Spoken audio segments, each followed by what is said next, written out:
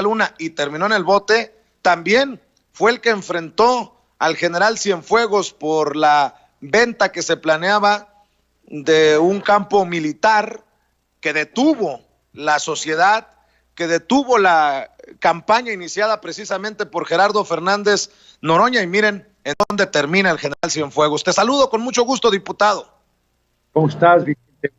Buenos días a tu auditorio. Pues sí, fíjate, me estaba recordando hace unos días, a raíz del debate de los fideicomisos, un internauta, que la primer diferencia pública que yo tuve con el compañero presidente fue la venta del campo militar número 1F. Hagamos una breve recapitulación. En 2017 me llegaron unos documentos que yo no daba crédito. Era una fotografía aérea del campo militar número 1F, que son 8,5 millones de metros cuadrados de bosque a la salida de Constituyentes y Reforma, y que colinda por otra parte con Santa Fe. En esa parte, pues es ya muy complicado el tránsito, es una zona de abasto de agua para la capital del país.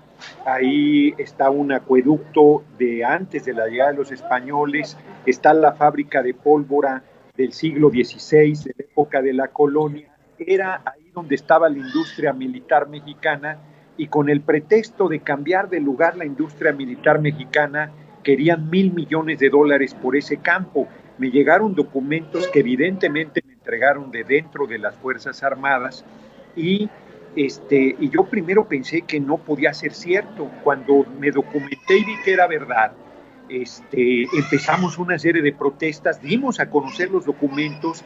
Para mi sorpresa, ningún medio de comunicación nos cubrió, pero lo transmitimos por las redes y ni aún así sacaron una sola coma era una información que era una bomba absoluta. Y a partir de ese momento estuvimos yendo a protestar cada semana al campo militar. La primera vez que fuimos con los policías militares armados, con máscaras antigases, una cosa muy impresionante, y no nos amilanamos y seguimos protesta y protesta. Éramos un puñadito los que íbamos. Recibimos amenazas de muerte, mi mujer y yo.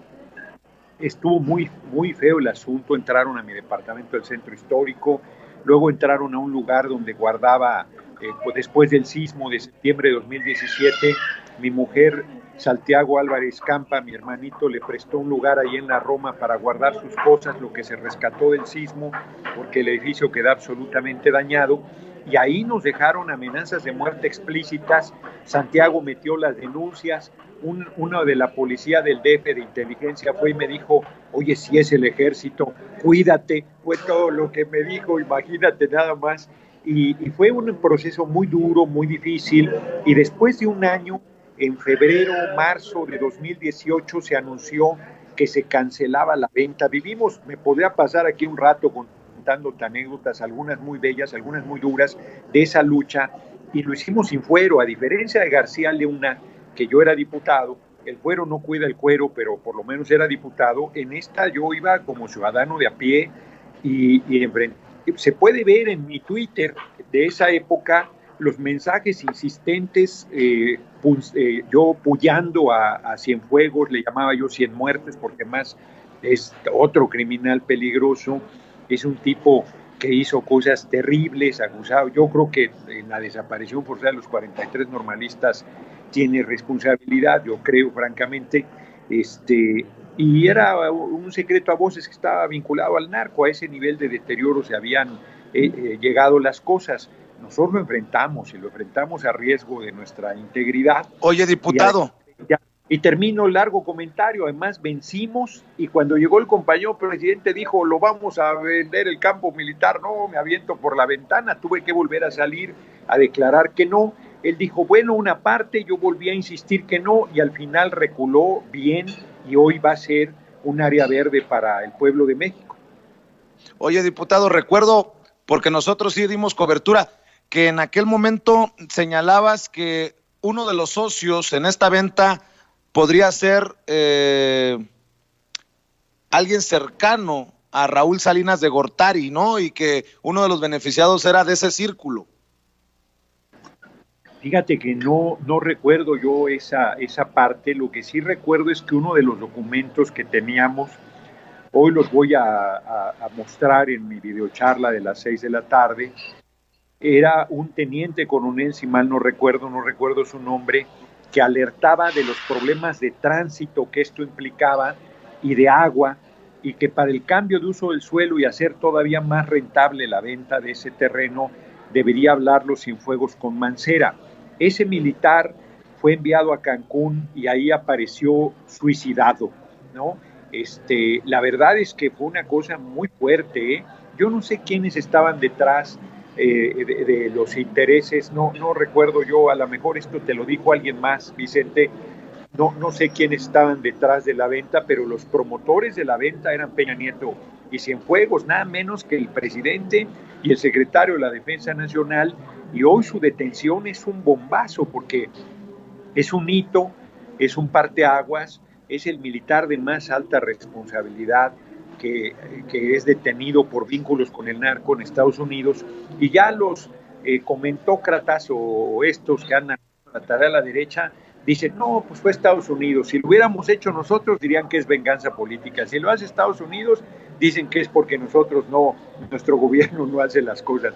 No, es increíble las cosas, las maromas que tienen que dar para defender a los regímenes anteriores que son indefendibles. Lo que sí está claro es que el PRI y el PAN son lo mismo, que son una pandilla de criminales y que la gente debe dejar de votar por ellos. Tengo tus declaraciones, de hecho una de las notas de aquel entonces, del 28 de septiembre del 2017, señala, apunta a que el empresario interesado en comprar esta zona militar, según los documentos que tú presentaste, diputado, sería Carlos Peralta Quintero, socio de Raúl Salinas de Gortari en la firma de IUSA, que en junio pasado fue exhibida tras revelarse que había simulado competencia para obtener contratos millonarios de la Comisión Federal de Electricidad. Y menciono esto porque se está poniendo sabroso. Aquellas negociaciones estaban, por un lado Cienfuegos, por otro lado el que era jefe de gobierno de la Ciudad de México del PRD, Miguel Ángel Mancera. También hay que mencionar que en su momento Genaro García Luna fue beneficiado por contratos en el gobierno de Mancera, y hay datos que podrían ligar el caso de el general Cienfuegos con el del exsecretario de Seguridad Pública, Genaro García Luna. O sea que la red está muy cabrona, y creo que hay algunos personajes políticos que con justa razón podrían estar sudando y temblando. Sí, bueno, empezando por Peña y por el tamandante Borolas, que es un sinicazo, sigue llorando el que le hayan negado su registro. Imagínate, él no aguanta que lo hayan parado por tramposo cuando él se robó la presidencia en 2006, es de una desvergüenza inaudita, pero sí, Mancera, por supuesto que participó en ese tema de que él dio los permisos para las autorizaciones que tenía que dar el gobierno del Distrito Federal para la venta del campo. Era inaceptable, hombre, de verdad, tú entras por constituyentes o por reforma a determinadas horas y es verdaderamente una pesadilla. Hoy el tráfico, si tú le hubieras metido ahí 1,000 viviendas más y un centro comercial y todo lo que pensaban hacer esta gente, era de una irresponsabilidad absoluta, porque más es una zona de bosque muy importante que queda. Yo no he podido ingresar a esa zona, por cierto, sigo sin conocerla, lo conocí por las fotos aéreas y porque si vas por Santa Fe puedes ver ciertas partes de esa zona, y en un fraccionamiento que se llama Boscoso, un vecino del lugar me invitó y desde su casa se veía toda la zona y ya se veía el daño que estaban haciendo para la estación del tren Toluca, México, que va a tener una terminal ahí en lo que es la zona residencial del campo militar número 1, porque estaban en un proceso ahí de especulación fuerte con esos terrenos, ¿no? Y bueno, ahí está la ermita de Vasco de Quiroga, que no es una ermita, es una casa en ruinas, muy bella, que está fuera del campo militar, pero está exactamente ahí en la colindancia, y que la gente que estaba ahí cuidando de antropología e historia me permitió conocerla. La verdad es que, sí, hombre, van a salir una de cosas, esta bomba, lo de García Luna y Odebrecht, bueno, parece ya juego de niños Odebrecht y García Luna con lo que va a salir con la detención de Cienfuegos, pero todo se conjunta como para que no tengan ninguna posibilidad de defender al PRI, al PAN y a los regímenes anteriores, y aún así siguen suspirando por ellos porque están suspirando por su chayote y porque hay gente que francamente yo creo que no solo no tiene nivel de conciencia política, sino tiene un nivel de masoquismo inaudito, porque tú estés suspirando porque sigan en los altos cargos gente vinculada al narco, que asesinara gente, que desapareciera, que justificara masacres diciendo que estaba aplicando la ley cuando en realidad estaba sirviendo a grupos criminales desde los más altos cargos de responsabilidad pública del país. Me parece inaudito que haya quien los defienda todavía. Oye, diputado, uno de los que defiende a estos personajes es el ex secretario del Trabajo, ex vocero hasta de la Coparmex, aunque haya sido por unas horas, ex vocero de la campaña de José Antonio Meade a la presidencia por el PRI, el ex senador del PAN, un verdadero prianista. ¿Qué mala suerte tiene Javier Lozano, eh? Qué mala suerte tiene. Defendió a un amigo y terminó en el bote en Brooklyn. Defiende ahora a Salvador Cienfuegos y ya está en el bote. Qué mala suerte tiene Javier Lozano. Nótese mi sarcasmo, ¿eh? Sí, el mejor conocido como Saco de Pus, pues él mismo es, él llevó parte del dinero de Ligón, ¿te acuerdas? Sen Ligón, creo que se llama este hombre de origen chino, que se hizo famoso con su frase de copelas o cuello. Y Lozano es uno de los que sigue impune, pero terminará en la cárcel también, ¿eh? Es un lamponazo, tiene bienes muy por encima de sus ingresos y es parte de ese grupo criminal, aunque es uno de los lacayos de ese grupo criminal. Oye, diputado, estoy leyendo de Vanguardia y qué bueno que lo leo porque me hace recordar que Cienfuegos en su momento defendió a los militares en Iguala, en Guerrero, luego de la desaparición de los normalistas. Es el mismo general que dijo: no voy a permitir que interroguen a mis soldados, que está todo aclarado y declarado. Yo no puedo permitir que a los soldados los traten como criminales o los quieran interrogar. Bueno, pues hoy tenemos otros datos, diría el presidente Andrés Manuel López Obrador. Yo te decía en mi primer larga intervención que estoy seguro que tiene que ver con la desaparición forzada de los 43 normalistas de Ayotzinapa. No tengo duda de ello, no puedo probarlo, no puedo, pero qué bueno que recuperas esa declaración, porque ellos nunca permitieron el ingreso de los padres de los normalistas a la zona militar, donde por cierto pues tienen crematorios, que podrían haber sido los lugares donde si los hubiesen asesinado, ahí podrían haber desaparecido los cadáveres, porque la versión está absurda de un insulto a la inteligencia absoluto de que fueron quemados al aire libre con llantas. Hombre, tú necesitas 1000 grados centígrados de temperatura para poder cremar un cuerpo, y las llantas ya ves que ni humo hacen, lo hubieras visto a kilómetros y kilómetros de distancia. 43 cadáveres, por favor, era una versión absolutamente ridícula, sin pensar del olor y de todo lo que implicaría.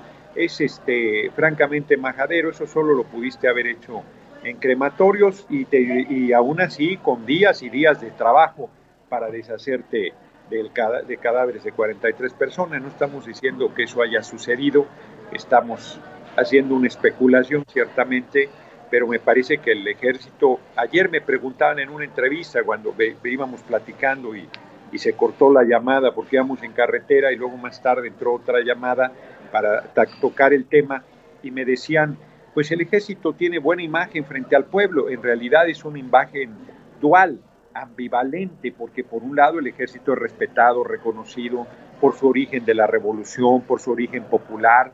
Los altos mandos, a diferencia de otros países, no son parte de la aristocracia de nuestra sociedad, sino vienen del más profundo corazón del pueblo, pero hay de todo, y además el ejército ha sido utilizado para reprimir, no solo ha sido utilizado para apoyar en las catástrofes como de terremotos, huracanes o cosas de este tipo, sino también ha sido utilizado para reprimir, como el 2 de octubre del 68, y entonces el ejército tiene esa dualidad, ¿no? Y la parte oscura está ahí representada en la desaparición forzada. El libro de historia oral de la infamia, no recuerdo ahorita el nombre del autor, es un periodista extranjero que vive desde hace mucho en México, documenta una participación del ejército delicadísima en la desaparición forzada, documenta con datos y pruebas cuando ellos estaban en un hospital privado huyendo de los ataques de civiles o de policías disfrazados de civil que habían hecho un segundo ataque hacia la medianoche cuando habían dado una rueda de prensa para denunciar la agresión que habían sufrido. Entonces sí está delicado el asunto. Oye, diputado, mucho hemos hablado del caso de Genaro García Luna y del narcoestado, narcogobierno, narcorrelaciones que tuvo Genaro García Luna y de las que dice que nunca supo Felipe Calderón. Pero ahora con la detención de Cienfuegos, pues yo digo, pobre México. ¿En qué manos estábamos? Si nos atrevemos a decir que hubo un narcogobierno con el comandante Borolas, si Cienfuegos está siendo acusado de 5 cargos, así lo confirma el canciller Marcelo Ebrard, 5 cargos relacionados a narcotráfico, pues la cosa no estaba mejor con Peña Nieto, ¿eh? No, Peña también, claro. A ver, es terrible, Vicente. Los presidentes de la República eran los principales criminales. No debes olvidar que Díaz Ordaz era el agente de la CIA 1 en México y que Luis Echeverría, secretario de Gobernación y después presidente de la República, era el número 2. O sea, no, estamos hablando que viene de lejos esta actitud. Bueno, el principal delincuente electoral era el presidente de la República, el principal rematador del patrimonio nacional, el principal promotor de negocios al cobijo del poder, y desde Fox permitió la liberación del Chapo, disfrazado de que se había escapado en un carrito de ropa sucia de un penal de alta seguridad. Hombre, el que haya entrado a un penal de alta seguridad sabe que eso es absolutamente imposible, y supuestamente se escapó de Puente Grande durante el gobierno de Fox, te lo recuerdo, Chapo. Y luego en el gobierno de Peña, yo hice un video que fue famosísimo, la supuesta fuga del supuesto Chapo por un supuesto túnel, porque en teoría se escapó nada menos que del penal de Almoloya, el penal de alta seguridad emblemático de México, y que si se hubiera escapado el Chapo, pues ya deberían haberlo cerrado, porque un penal de alta seguridad donde se te escapa alguien deja de ser de alta seguridad. Eso fue una patraña, y eso fue durante el gobierno de Peña. Y yo señalé a García Luna y al comandante Borolas, alias Felipe el Sagrado Corazón de Cruz Calderón Hinojosa, de estar trabajando de la mano del Chapo Guzmán. Eso lo hice los 3 años que fui diputado, de 2009 a 2012. Todo eso está documentado, o sea, para mí no hay sorpresa. Lo que a ellos deben ser los primeros sorprendidos es que la justicia los esté alcanzando, porque se creían intocables, se creían impunes. El que Cienfuegos haya estado en Estados Unidos demuestra su nivel de prepotencia, demuestra que el tipo pensaba que no le iban a hacer nada, igual que García Luna, que vivía en Estados Unidos, porque García Luna también estuvo trabajando para el gobierno de Estados Unidos, hombre. Eso es evidente, tuvo colaboración con ellos, y Cienfuegos tuvo colaboración con ellos, pero se les acabó el crédito y ahora ya les están pasando la factura. Por alguna razón política, fíjate lo que voy a decir, por alguna razón política el gobierno de Estados Unidos decidió dejar de proteger a quienes fueron sus aliados, fueron sus cómplices, y entonces estoy yendo más lejos. El gobierno de Estados Unidos también tiene ese tipo de complicidades con grupos criminales del narco en México y en propio Estados Unidos. O sea, no es porque de repente puede sorprender, no, es que México, qué deterioro, no, a ver, léanse 000 de Roberto Saviano y demuestra que el sistema financiero de Estados Unidos no lava dinero, utiliza el dinero del narco a sabiendas para la reproducción del ciclo del capital. Estados Unidos es el principal consumidor de droga y no dejan de consumirlo, no lo tratan como un problema de salud pública, y son los principales opositores a su legalización porque es un negocio rentabilísimo para ellos mismos. Entonces no es solo el gobierno de México, no es solo el gobierno de Colombia, y no lo estoy diciendo en descargo de criminales que tenían responsabilidades honrosísimas y que no les importó traicionar al pueblo y traicionar esas responsabilidades con tal de hacerse de dinero, sino estoy diciendo que así funciona el sistema económico en este momento en el mundo. Y me parece que eso es lo que se tiene que desarticular, porque de lo contrario pues vas a seguir teniendo ese tipo de problemas. Con nuestro gobierno, que tiene una moralidad fortísima, pues será muy difícil que entren a esos vínculos los altos niveles, pero hacia abajo ese asunto sigue permeando. Oye, diputado, un par de cosas, no te quiero tomar mucho tiempo.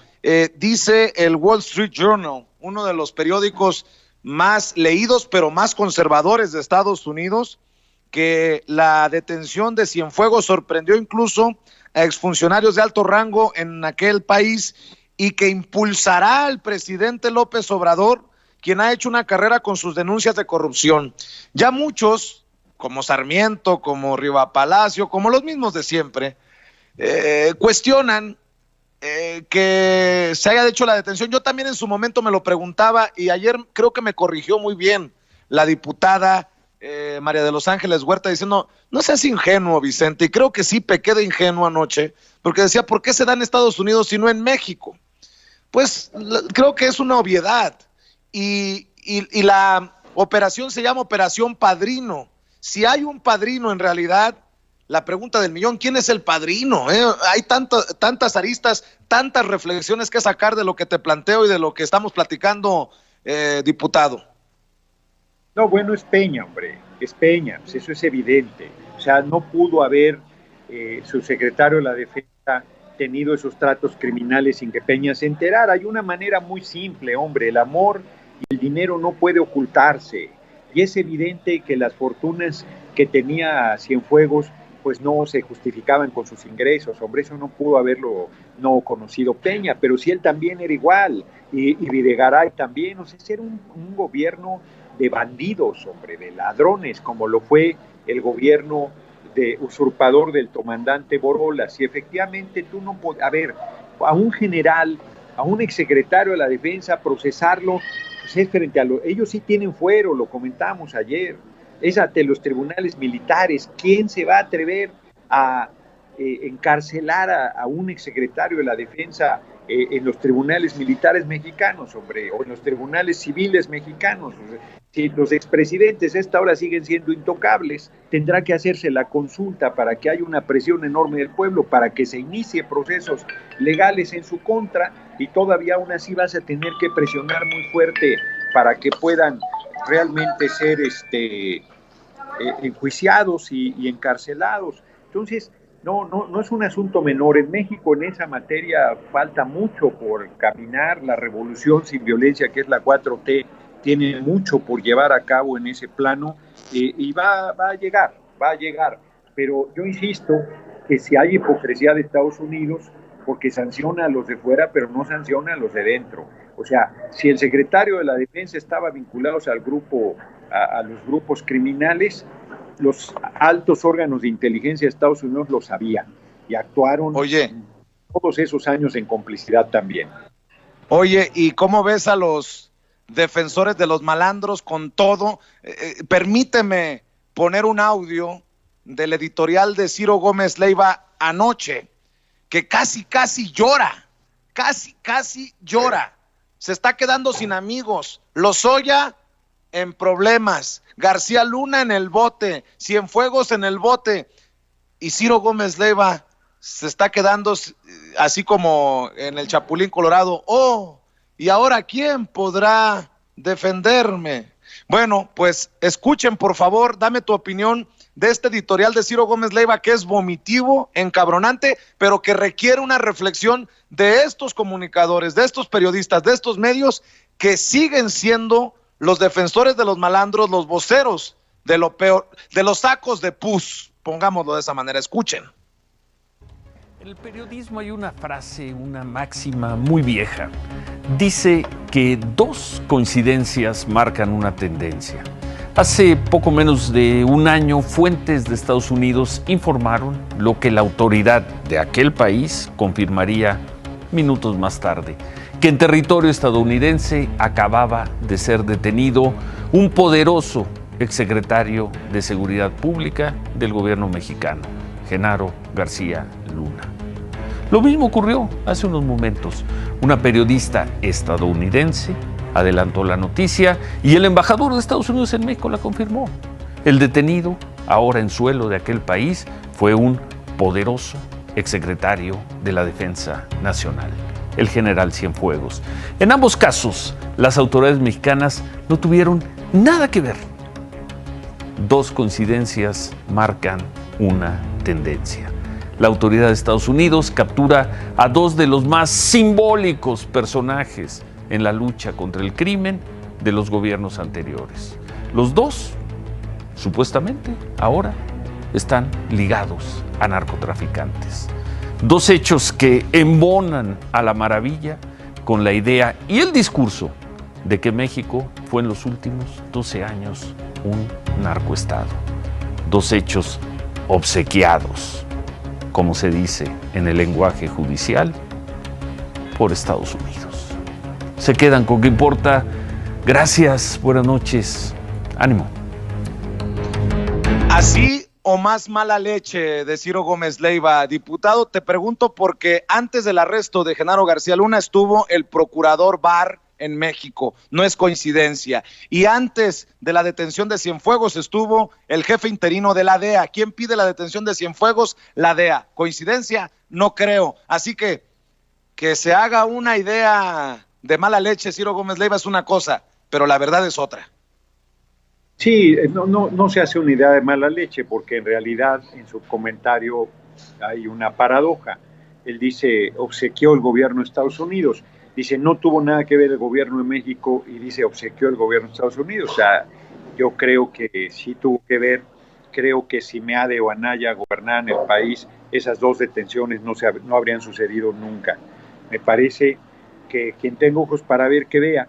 A lo mejor, yo no sé si Ciro recibe o recibía chayote. En todo caso, no es quién podrá defendernos, sino quién podrá darnos chayote, que ese sí es el grito de un número grande, no sé si es el de Ciro, pero de un número grande de supuestos comentaristas. Lo que es un hecho es que eso le da mucha fuerza a nuestro gobierno, fortalece su autoridad moral, fortalece el diagnóstico en el que el compañero presidente ha insistido siempre, que el principal problema es la corrupción, y fortalece el hecho de que fue correcta la decisión de que se haga una consulta para preguntarle al pueblo si se inicia el proceso penal contra los expresidentes de la República. Yo creo que cualquiera que haya tenido altas responsabilidades en los gobiernos anteriores de los últimos 30 años se la pensará bien y despacio para volver a visitar los Estados Unidos. Está claro que están en terreno minado. Está claro. Hay que hacer cooperacha para que se vaya de vacaciones Calderón.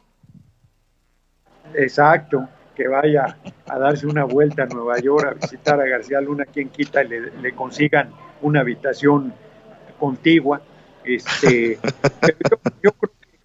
Yo creo que van a acabar aquí, yo creo que van a acabar aquí presos ellos. Diputado, perdóname, vamos a cerrar con una noticia de último minuto. Dolia Esteves, la periodista, la corresponsal mexicana en Washington, ha dado a conocer el indictment, ha dado a conocer el documento de la Corte de Brooklyn, que desde el 14 de agosto se sometió del 2019, y a pesar de que se trata del mismo fiscal a cargo del caso de Genaro García Luna, de acuerdo a Dolia Esteves, no parecen estar vinculados los casos. El padrino resulta que sí es el general Salvador Cienfuegos, no Peña Nieto, como lo mencionabas, ni como lo creía yo de Calderón.